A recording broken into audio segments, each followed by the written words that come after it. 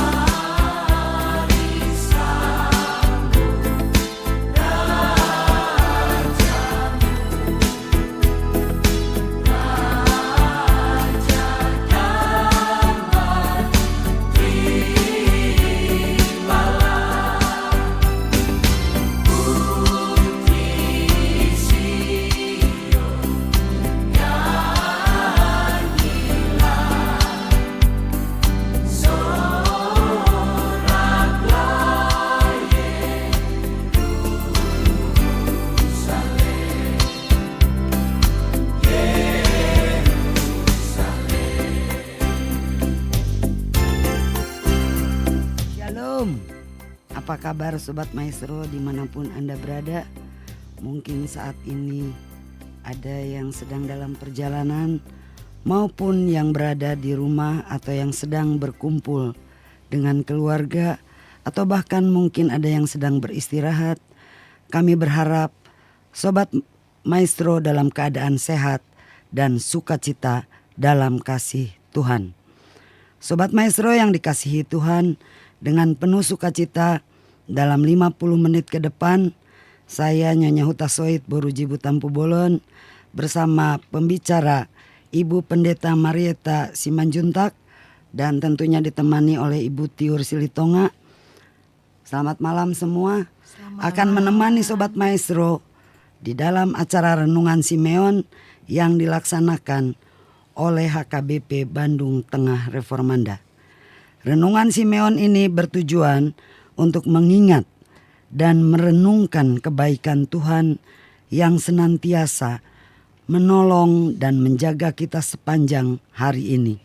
Dan melalui kebaikan dan kasih Tuhan, kita boleh memberikan kesaksian bagi semua orang sehingga nama Tuhan Yesus dimuliakan. Sobat Maestro, nats renungan kita hari ini adalah diambil dari kitab Filipi 3 ayat 13 sampai 14 dengan tema bersyukur dan bersaksi, yang akan nanti dibawakan tentunya oleh Ibu Pendeta Marieta Simanjuntak. Jika Sobat Maestro ada yang ingin bertanya mengenai topik renungan kita maupun permintaan beban doa atas pergumulan yang sedang dihadapi, dapat disampaikan melalui WA dengan nomor 0821 1651 4198. Saya ulangi 0821 1651 4198 dan dapat disampaikan kepada Ibu Tiur Silitonga yang akan menerima pertanyaan ataupun beban doa. Sobat Maestro, sebelum kita memulai renungan kita, marilah kita berdoa. Bapa, di dalam nama Tuhan Yesus Kristus, kami bersyukur atas kasih penjagaan-Mu dan pertolongan-Mu bagi kami sepanjang hari ini. Engkau yang menjaga dan menolong kami dalam setiap pergumulan hidup kami. Ya Allah, kami mau merenungkan firman-Mu yang kudus. Kiranya Roh Kudus-Mu memberikan pengertian yang benar bagi kami. Biarlah melalui firman-Mu kami terus dikuatkan dan kami semakin mengasihi Tuhan. Terima kasih Bapa. Dalam Kristus kami berdoa. Amin. Sobat Maestro, sebelum kita masuk ke dalam renungan firman Tuhan, marilah kita siapkan hati kita dengan mendengarkan satu lagu pujian.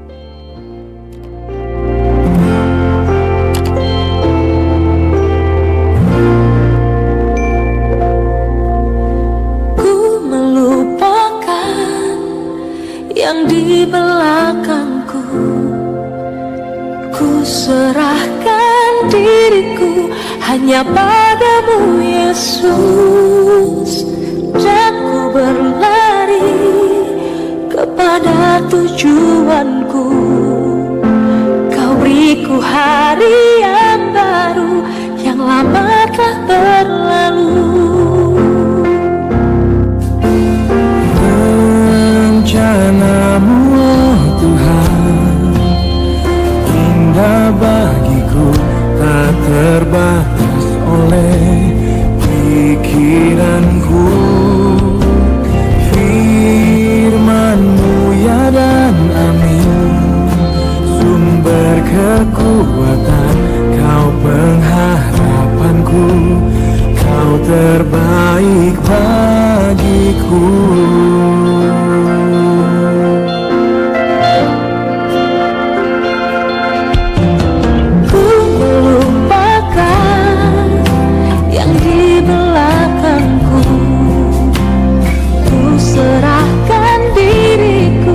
Hanya padamu Yesus, dan ku berlari kepada tujuanku. Kau beriku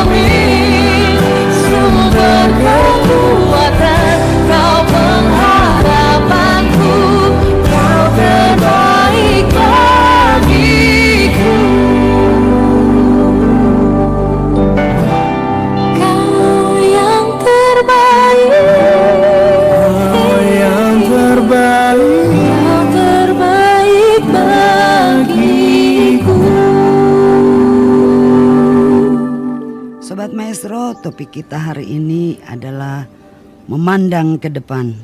Diambil dari nats Alkitab Filipi 3 ayat 13 sampai 14 yang akan dibacakan oleh Ibu Tiur Silitonga dan langsung akan dipaparkan oleh Ibu Pendeta. Silakan. Terima kasih. Firman Tuhan untuk hari ini, pengantar dari renungan Simeon hari ini dari Filipi 3 ayat 13 sampai 14.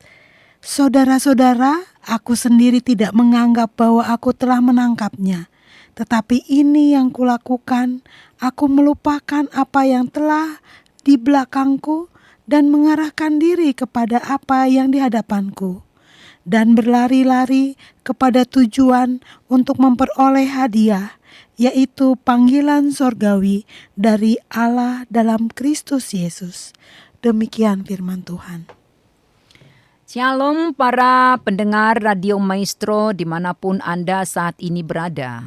Tak terasa kita akan segera tiba di penghujung tahun 2024 dan selama setahun ini kita sudah membahas begitu banyak topik-topik mental health yang kami harapkan memberkati saudara sekalian.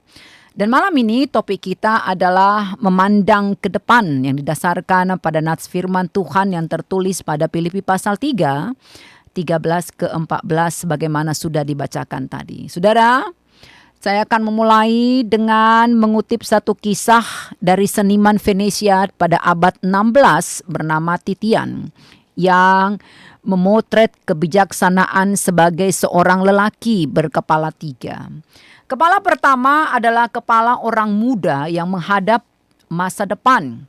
Yang kedua, kepala orang dewasa yang menatap masa kini. Dan yang ketiga, kepala orang tua bijaksana yang menatap masa lalu.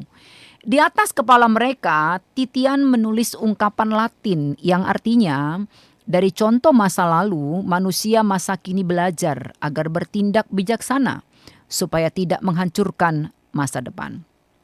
Saudara, ada banyak orang yang menghancurkan masa depannya bahkan dengan sengaja sebagai akibat tidak bijaksana dalam menyikapi masa lalunya. Di kampus, saya menemukan banyak mahasiswa yang dengan sengaja menghancurkan studinya sebagai bentuk perlawanan, protes pada kedua orang tuanya yang menolak dia, pada kondisi yang tidak harmonis di dalam keluarganya, dan banyak lagi kasus-kasus lainnya. Padahal dirinya penuh dengan potensi tetapi menolak semua anugerah Tuhan dalam dirinya dan memilih untuk menghancurkan masa depannya sendiri. Saya pernah bertanya pada salah satu mahasiswa saya, apa yang menyebabkan dia terlibat dalam pergaulan yang begitu sangat bebas sehingga karena pergaulan itu dia harus meninggalkan kampus dan melepaskan beasiswa yang dia dapatkan. Dia pun bertutur, saudara, supaya papa dan mama menderita karena aku. Sebab mereka lah yang telah menyebabkan aku seperti ini. Andai sejak kecil mereka ada untukku ketika aku mulai menyentuh pornografi, mungkin aku tidak sehancur ini. Tapi mereka tidak pernah melarangku, selain berkata, nah itu tidak baik, begitu saja. Masa lalu siapa yang tidak memilikinya, saudara? Tak seorang pun kita yang tiba di masa kini pun tiba di masa depan tanpa melewati masa lalu, betul kan? Entah masa lalu itu cerah atau gelap pekat, entah itu berisi kegagalan pun keberhasilan, kita semua memilikinya. Respon kita terhadap masa lalu itulah yang membuat masa kini pun masa depan kita menjadi berbeda. Paulus sangat menyadari hal itu. Itu sebabnya ketika dia dipanggil oleh Tuhan, diubahkan oleh Tuhan, dia sangat paham betapa keterikatan pada masa lalunya yang berisi kesuksesan pun berisi kegagalan bisa menjadi penghalang dia untuk melangkah di masa kini pun melangkah ke masa depan. Apalagi keberadaannya sebagai seorang yang amat sangat membenci Kristus dan pengikutnya dulu. Wajarlah jika kemudian di masa kininya Paulus, ketika dia mulai bergerilya memberitakan Injil Kristus, orang-orang pro dan kontra terhadap perubahannya tersebut. Ada yang mendukung, ada juga yang mencurigainya. Kok bisa ya orang yang tadinya begitu sangat kuat berpegang pada hukum Taurat kini justru berbalik? Jangan-jangan ini cuma triknya, begitu kata orang, saudara. Lalu bagaimana Paulus meresponi semua pandangan orang terhadapnya? Dia memilih melupakan apa yang di belakangnya dan mengarahkan diri pada apa yang di depannya, bahkan berlari-lari pada tujuan. Secara spesifik, Paulus mengajari kita bagaimana cara berlari yang baik. Bagaimana caranya? Melupakan apa yang di belakang, mengarahkan diri kepada apa yang di depan, ayat 13b. Dua-duanya ini penting, saudara. Dua-duanya ini diambil dari metafora pertandingan atletik kuno. Tahukah saudara, dalam pertandingan atletik sangat penting untuk tidak pernah mengecek seberapa jarak yang sudah ditempuh atau siapa pelari yang ada di belakang kita. Nggak penting. Selain tidak ada gunanya, sikap tersebut justru bisa mendatangkan kerugian karena tiap detik sangat berharga ketika seorang atletik menoleh ke belakang untuk melihat berapa jarak yang sudah dia tinggalkan, siapa yang ada di belakangnya. Ternyata itu bisa mengurangi kecepatan dia berlari. Menoleh bahkan bisa membuat seorang pelari jatuh. Keren juga ya. Saya pun baru tahu hal itu. Karena saya bukan seorang atletik, ya begitu. Nah, mari kita lihat yang pertama, saudara. Melupakan. Apakah mungkin Paulus bisa melupakan hal-hal yang ada di masa lalunya? Pasti tidak.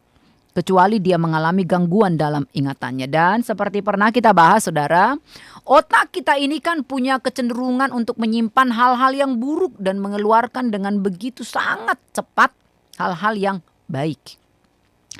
Lalu apa maksud Paulus ketika dia berkata melupakan? Artinya dia membebaskan dirinya dari rasa bersalah atas semua hal yang pernah dia lakukan karena meyakini pengampunan Tuhan yang sudah dia terima. Sungguh sangat tidak mudah berada di titik seperti ini karena iblis tidak akan pernah suka dengan hal itu. Iblis itu, saudara, senangnya dan pekerjaannya adalah mengintimidasi, mendakwa, melemparkan kepada kita setiap dosa dan kesalahan yang kita lakukan. Supaya dengan kondisi itu kita berada di titik, waduh aku gak layak nih, gak pantas nih, gak patut nih, begitu. Nah, merasa bersalah sesungguhnya itu adalah langkah awal dari pertobatan. Wajar dan harus kita alami kalau kita mau benar-benar bertobat. Tetapi terjebak di rasa bersalah itu sehingga akhirnya kita mengasihani diri sendiri, tidak bisa move on dan berpikir, sudahlah, toh nasi sudah menjadi bubur, padahal bubur bisa diolah menjadi lontong yang enak. Enak ya. Oke. Nah, 1 Yohanes pasal 1 ayat 9 berkata, saudara, jika kita mengaku dosa kita, maka ia adalah setia dan adil sehingga ia akan mengampuni segala dosa kita dan menyucikan kita dari segala kejahatan. Kasih karunia Tuhan yang mengampuni Paulus memberi dia keberanian berkata tidak pada hitam putihnya masa lalunya. Sehingga dengan penuh keyakinan loh saudara, gak sombong, sekali lagi keyakinan. Paulus melangkah ke depan meskipun masih begitu banyak orang yang mencurigainya dan tidak mempercayainya. Nah, dalam pergumulan rohani kita juga perlu melupakan apa yang di belakang. Jadi kalau bawa mobil, bawa motor, kudu melihat kaca spion ya. Tapi dalam perjalanan hati kita menuju surga bersama dengan Tuhan, nggak usah tengok-tengok kaca spion. Karena di kaca spion itu ada iblis yang akan mendakwakan kepada kita semua dosa dan kesalahan yang kita lakukan yang bisa menghalangi perjalanan kita ke depan. Nah, hal ini tentu saja tidak berarti bahwa kita benar-benar tidak mengingat apapun di masa lalu. Karena Paulus sendiri masih sangat mengingat dengan jelas, dengan detil masa lalunya. Ayat 4 ke ayat 6. Melupakan yang di belakang artinya menjaga apapun yang ada di masa lalu kita yang bisa menghindari atau menghalangi kita untuk melangkah mencapai tujuan yang di depan itu yang perlu untuk kita lupakan. Katakan tidak untuk hal itu. Masa lalu yang baik dengan segala kelebihannya itu bisa menjadi sampah yang merugikan. Itu yang dimaksudkan Paulus ketika dia membicarakan hal itu di ayat 7 ke ayat ke-8. Begitu juga dengan masa lalu yang buruk. Orang bisa terjebak pada kepahitan, kekecewaan yang menghancurkan. Intinya adalah apa, saudara? Apapun masa lalu kita, masa lalu itu harusnya tidak boleh mendefinisikan siapa kita sekarang. Siapa Pendeta Mareta saat ini harusnya. Kalau kita bicara soal melupakan masa lalu, saudara, saya paling suka dengan kisah Rahab. Pernah mendengar kisah Rahab? Seorang perempuan sundal pelacur yang kisahnya ditulis di Perjanjian Lama, tapi kerennya adalah namanya kembali muncul di Perjanjian Baru di perikop saksi-saksi iman, disejajarkan dengan Abraham, Nuh dan sebagainya. Kok bisa? Seorang perempuan sundal gitu loh, pelacur kok bisa ada di kelompok saksi-saksi iman bersama dengan Abraham. Ibrani 11 ayat 31 menulis, karena iman Rahab perempuan sundal itu. Dulu kali pertama saya membaca ayat ini, kening saya berkerut, saudara. Kenapa harus ada kalimat perempuan sundal itu? Kenapa nggak cukup karena iman Rahab? Selesai ya. Kenapa harus ditulis? Karena iman Rahab perempuan sundal itu. Bukankah dia sudah bertobat? Kenapa label itu masih melekat di namanya? Di deretan saksi iman lagi. Jadi terkesan mengotori perikop itu. Begitu pikiran saya dulu. Tapi sekarang saya tertawa happy banget malah, saudara. Karena paham kenapa terjadi seperti itu. Apa yang membuat saya happy, saudara? Dulu memang Rahab seorang perempuan sundal, itu masa lalunya, itu latar belakangnya, dan sampai kapanpun sejarah hidupnya akan terus tertulis seperti itu kalau dulu dia perempuan yang tidak baik. Tapi oleh satu tindakan imannya, Rahab mengubah latar depannya, mengubah masa depannya, sehingga meskipun label perempuan sundal masih disematkan padanya, itu tidak lagi sesuatu yang mengganggu, bukan lagi sesuatu yang mendefinisikan dia. Di masa kini sebaliknya menjadi sesuatu yang mengagumkan, karena ternyata ada seorang perempuan sundal bisa menjadi saksi iman.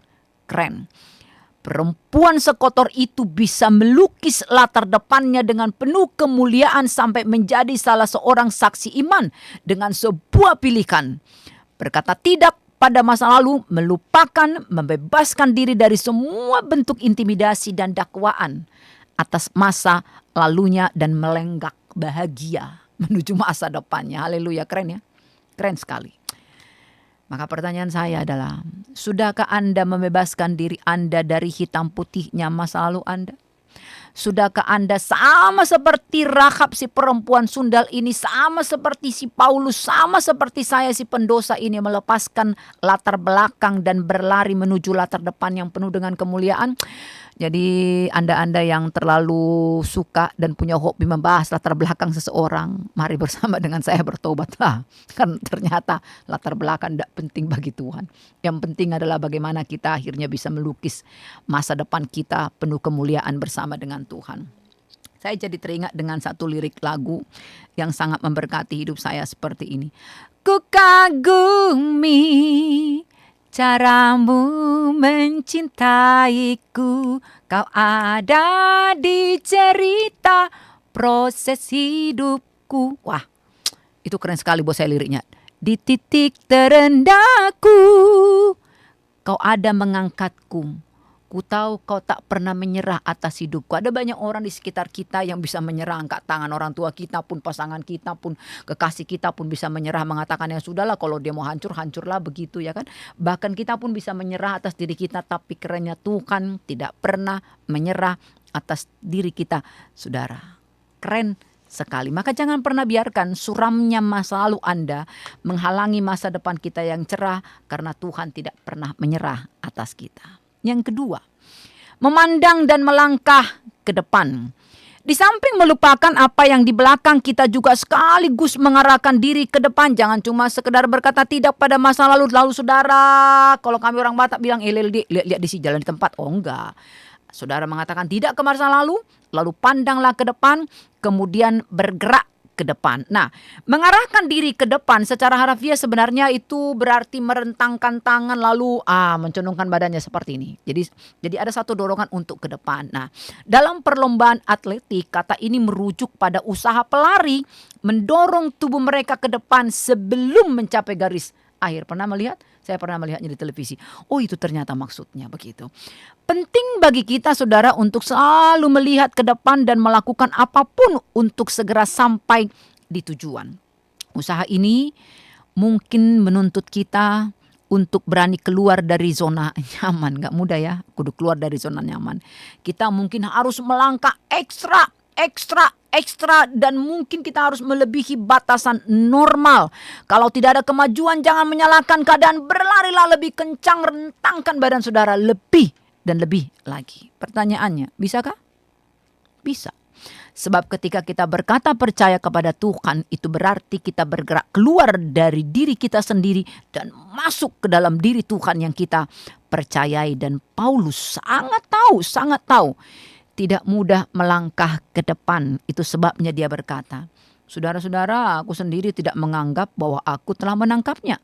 Tapi ini yang aku lakukan. Aku melupakan yang di belakangku, mengarahkan diri ke depan kepada apa yang di hadapanku, berlari kepada tujuan memperoleh hadiah, yaitu panggilan surgawi dari Allah dalam Kristus Yesus. Mohon jangan salah mengerti saudara. Paulus tidak sedang menyombongkan dirinya, sama sekali tidak. Tapi apa? Dia belajar fokus pada tujuan baru, tujuan yang lebih tinggi yang Tuhan tetapkan baginya. Maka dibandingkan dengan indahnya dan suramnya masa lalu Paulus, dia memilih untuk fokus pada tujuannya yang baru. Saudara, kalau kita pikir-pikirkan, apa sih yang sering membuat kita sulit memandang dan melangkah ke depan? Apa? Menurut saya yang pertama rasa takut. Takut gagal, takut tidak cukup baik, takut tidak diterima, dan sebagainya dan sebagainya. Ketakutan kita sering menghalangi kita untuk mencoba hal yang baru atau keluar dari zona nyaman. Padahal saudara tahu nggak? 85% dari ketakutan kita nggak pernah terjadi. Sisanya yang pernah terjadi, 72% dari yang pernah terjadi bisa kita atasi dan memberikan makna yang baru. Keren sekali sebenarnya kita ya. Tapi betapa sering kita kalah karena ketakutan kita sendiri. Padahal apa kata Tuhan? Kesusahan sehari cukuplah untuk sehari. Karena esok dengan kesusahannya sendiri. Tapi kita sudah punya kesusahan untuk 25 tahun mendatang. Haleluya. Nah itu ya. Lalu apa yang kedua yang menghalangi kita memandang melangkah ke depan saudara? Apa yang kedua? Ragu. Saya suka bilang begini ke anak saya. Entah mereka dalam cerita mau berpacaran atau mau cari kerja atau apapun. Kalau ragu berhenti. Karena keraguan gak pernah menghasilkan apapun. Itu seperti saudara duduk di kursi malas. Enak ya goyang-goyang di kursi malas tapi gak pernah kemana-mana. Keraguan begitu. Jadi kalau Anda ragu, berhenti. Tapi kalau yakin, gaskan begitu ya. Jadi keraguan ini sering membuat kita merasa tidak cukup mampu mencapai tujuan yang lebih besar. Padahal kapasitas kita sebenarnya lebih dari cukup Tuhan katakan untuk sesuatu yang dia percayakan kepada kita. Akhirnya kita terjebak di mana? Ya negative thinking. Wah nanti akan begini, nanti akan begini, nanti akan begini. Dan kita adalah apa yang kita pikirkan saudara. Oke? Lalu apa lagi alasan yang lain yang ketiga? Gak jelas tujuannya. Nggak jelas, nggak punya visi. Nah, jadi karena nggak ada visinya, nggak ada tujuannya, mau apa ya orang nggak ada tujuannya gitu loh, nggak ada visinya. Ya udah nggak bergerak kemana-mana begitu. Ya udah stuck aja di satu titik dan banyak lagi yang lain dan banyak lagi alasan yang lain. Yesaya 43 ayat 18 ke ayat 19 mengatakan begini saudara. Jangan ingat-ingat lagi yang dahulu. Jangan perhatikan hal-hal dari zaman purbakala. Lihat. Aku hendak membuat sesuatu yang baru yang sekarang sudah tumbuh. Tidakkah kamu mengetahuinya? Bahkan aku akan membuat jalan di padang gurun dan sungai-sungai di padang belantara. Wow. Tuhan mengingatkan kita untuk melepaskan diri dari masa lalu yang penuh kenangan dan kesedihan dan menantikan pembaruan yang sedang Tuhan kerjakan. Dan Tuhan bisa membuat sesuatu yang baru bahkan dengan keadaan yang tampaknya sulit atau tidak mungkin. Karena kenapa? Dia berkuasa bahkan menghidupkan hal-hal yang sudah mati dalam diri kita. Nah seperti Paulus kita hanya perlu mengejarnya. Bagaimana kita dapat mengejar hal tersebut? Paulus mengajari kita tentang 3 hal yang penting. Yang pertama apa? Menganggap diri masih belum mencapainya. Jadi terus dipus dia. Gak cepat berpuas diri.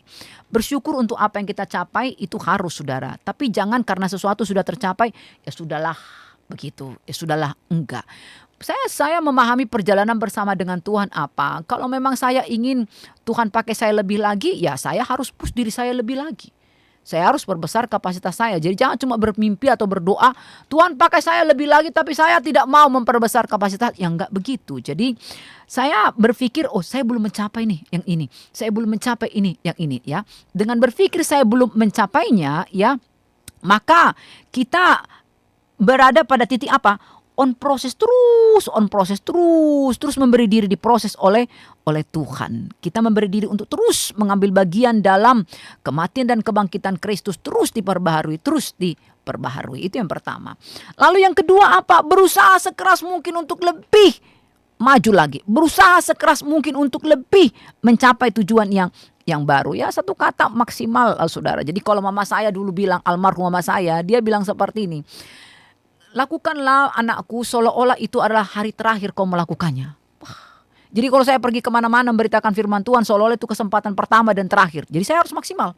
Dipanggil kembali atau tidak itu urusan nanti. Yang penting maksimal seolah-olah itu adalah kesempatan yang terakhir. Buat saya itu mendorong saya untuk melakukan segala sesuatu untuk lebih keras dari sebelumnya. Nah, yang ketiga apa, saudara? Menyandarkan diri pada anugerah. Nah, penekanan poin 1 dan kedua seolah-olah tidak ada anugerah. Seolah-olah kita mengandalkan kekuatan sendiri. Padahal tidak seperti itu, saudara. Ya, ketika tadi saya bicara soal bagaimana kita menganggap diri belum mencapai sesuatu, saya sedang bicara tentang kasih karunia.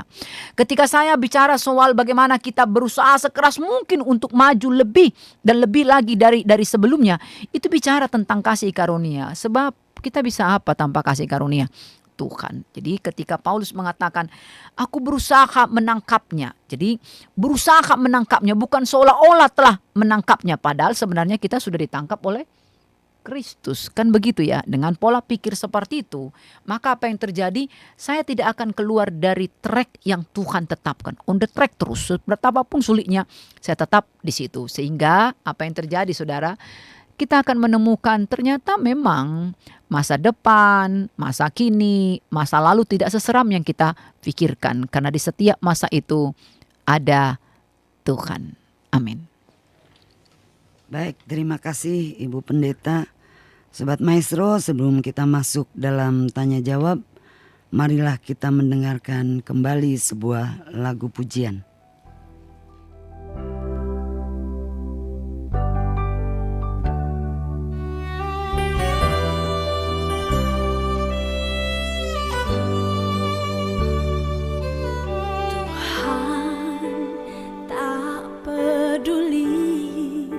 Orang biasa atau hebat, asalkan dia dengar Tuhan, patuhi perintah dan amanat Tuhan, kerjasama dengan karya, rencana dan kehendaknya, agar rencananya dapat berjalan tanpa rintangan.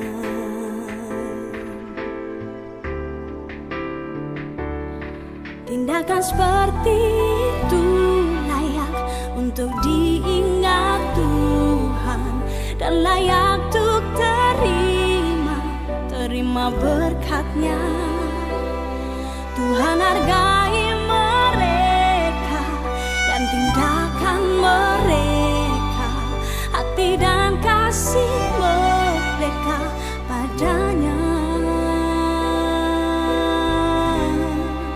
Itulah sikap Tuhan.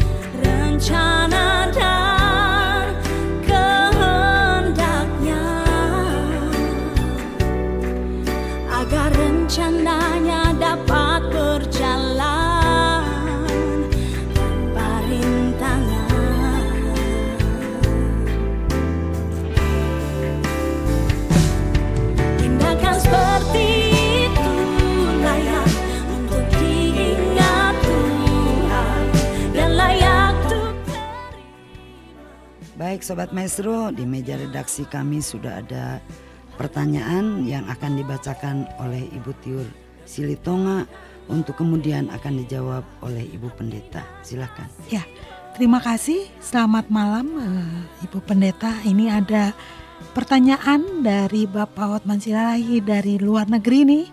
Selamat malam Pak Hotman. Ya, Ibu Pendeta, menurut Filipi 3 ayat 13 sampai 14 ini merupakan ungkapan Rasul Paulus yang dikatakan melupakan masa lalu dan mengikuti jalan Yesus ke depannya.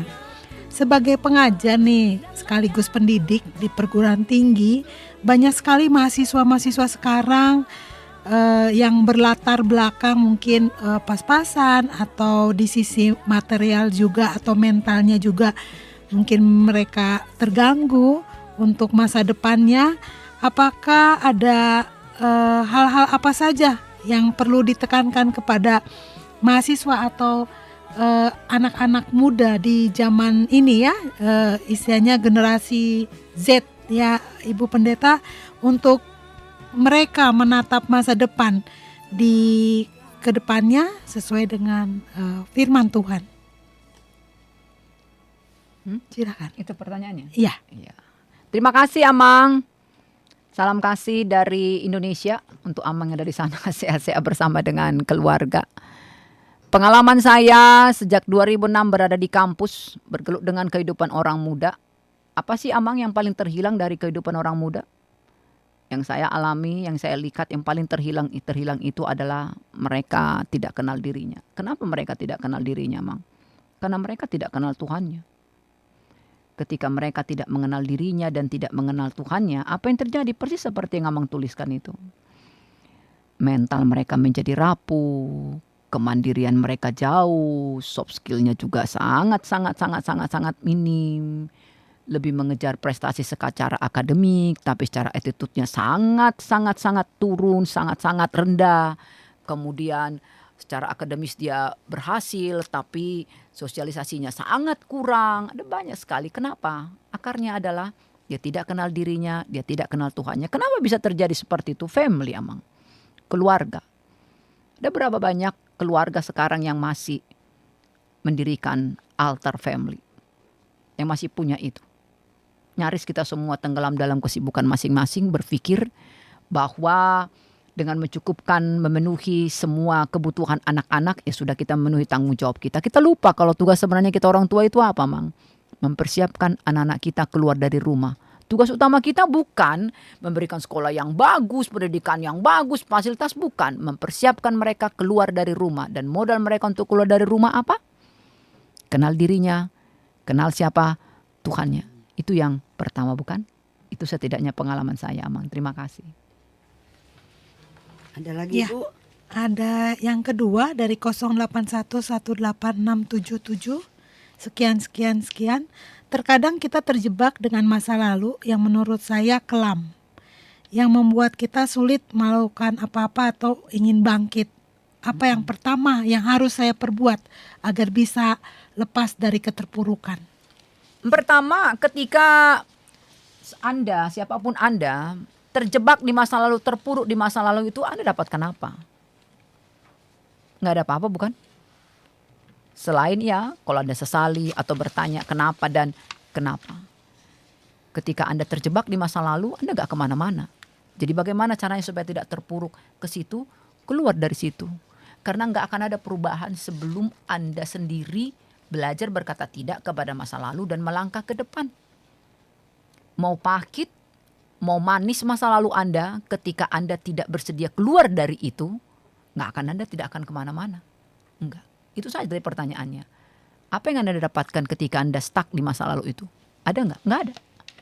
Selain penyesalan dan pertanyaan mengapa, andai kata. Enggak ada kan? Nah, kalau Anda ingin memperoleh sesuatu yang baru, Anda yang pilih, Anda yang putuskan. Keluar dari itu, melangkahlah ke depan. Karena janji-janji Tuhan, kalau Dia akan menyertai, memberkati, kalau kita cuma klaim doang, nggak akan pernah kita alami kalau kita tidak melakukan bagian kita.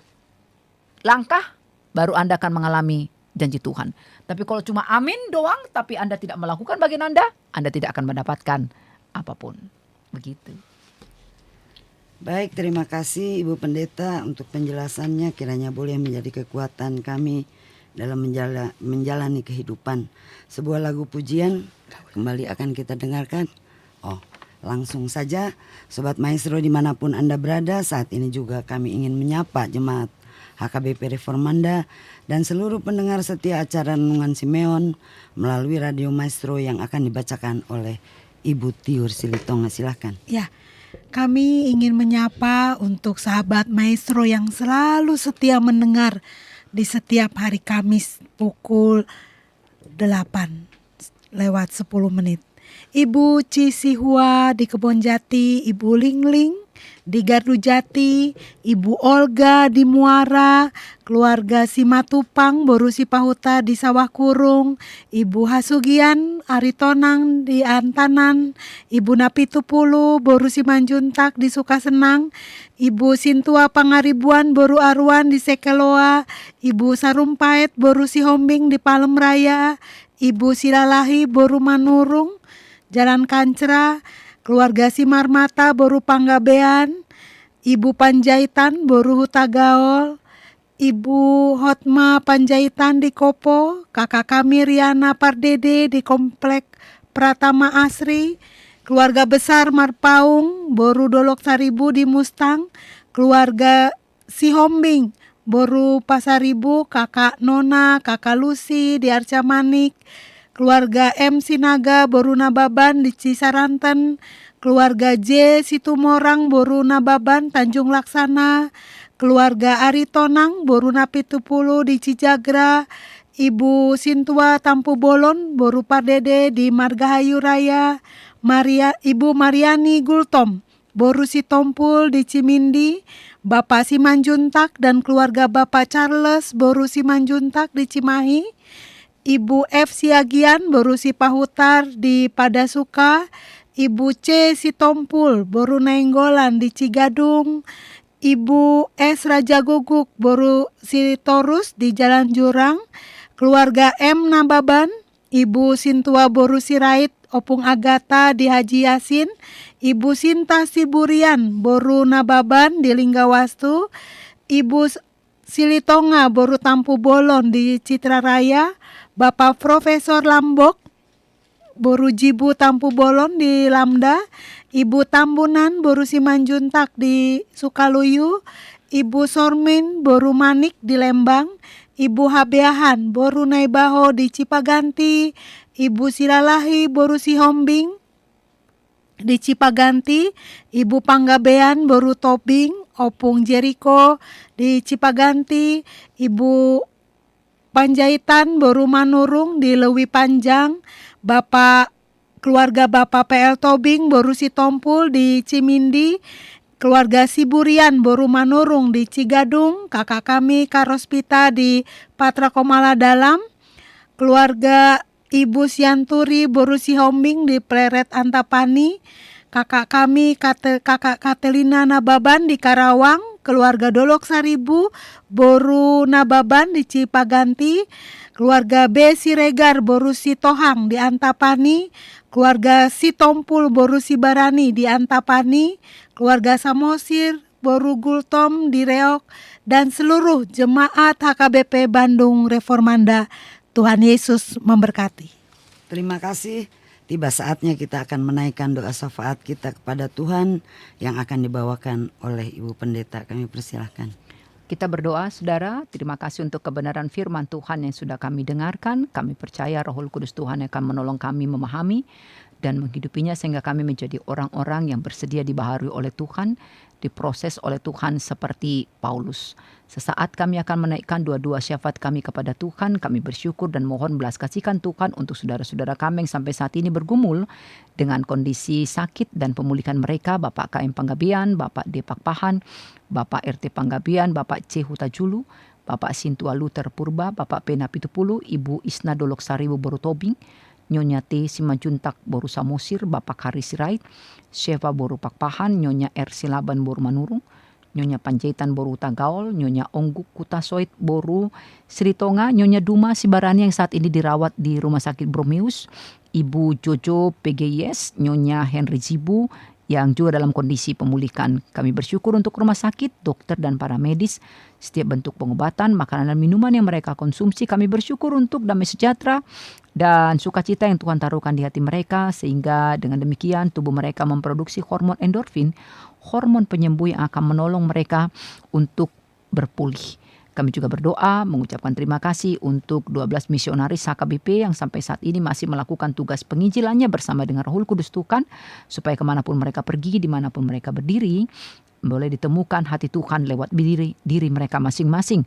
Kami berdoa untuk panitia Natal dan Tahun Baru, setiap mata acara yang dipersiapkan oleh panitia dalam bentuk Natal apapun. Kami rindu semua itu menjadi persembahan yang harum untuk Tuhan. Kami berdoa dan bersyukur untuk proses pemilikan Eporus Sekjen Preses yang sudah berlangsung di HKBP. Kami percaya Kristus bahwa mereka tidak kebetulan ada di posisi tersebut. Tuhan yang memberkati mereka, terlebih hati mereka dengan roh yang takut akan Tuhan, agar mereka mengerti pelayanan ini milik Tuhan, dan ketika mereka melakukan apa yang menjadi bagiannya, mereka melakukannya berdasar pada rasa takut akan Tuhan. Kami berdoa untuk pemberkatan Tuhan bagi proses perdamaian di dunia, terutama konflik yang terjadi di Palestina, Israel, juga Rusia dan Ukraina. Kami percaya Tuhan bahwa seharusnya kami tidak hanya menjadi pendua syafaat, tapi kami pun boleh melakukan apa yang menjadi bagian kami, agar perdamaian dunia ini tercipta lewat dari setiap tugas-tugas dan tanggung jawab kami yang kami boleh lakukan sebagai anak Tuhan, sebagai garam dan terang, supaya di kondisi apapun kami boleh tetap menunjukkan kasih cinta Tuhan yang tanpa syarat tersebut. Kami juga berdoa dan mengucap syukur untuk kerukunan umat beragama, toleransi dan pendirian rumah ibadah secara khusus di Jawa Barat dan di kota kami Bandung. Biarlah Tuhan memberkati setiap lembaga, pengurus, petugas yang mengurus perizinan tersebut, dan juga setiap lembaga yang boleh ditemui supaya kami mendapatkan perizinan bagi setiap pendirian rumah ibadah.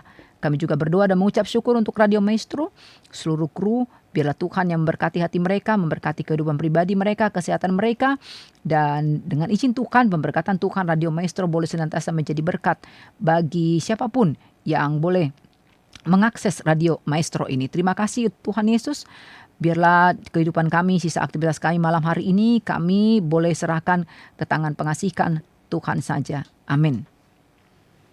Akhirnya tibalah kita di penghujung acara, berharap dan berdoa kiranya kasih dan penyertaan Tuhan senantiasa beserta Sobat Maestro dalam menjalani kehidupan ini, yang sakit disembuhkan, yang dalam kesedihan dihiburkan, dan yang dalam pergumulan dimenangkan. Sampai bertemu kembali di minggu depan pada hari dan jam yang sama. Shalom.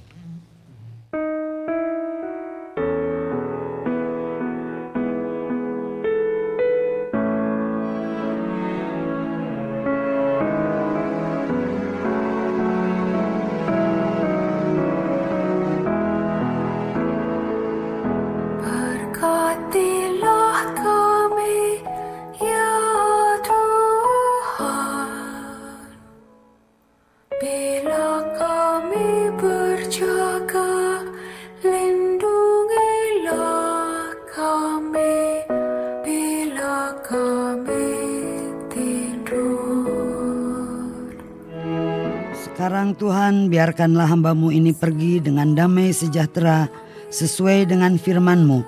Sebab mataku telah melihat keselamatan yang daripada-Mu, yang telah Engkau sediakan di hadapan segala bangsa, yaitu terang yang menjadi pernyataan bagi bangsa-bangsa lain dan menjadi kemuliaan bagi umat-Mu Israel.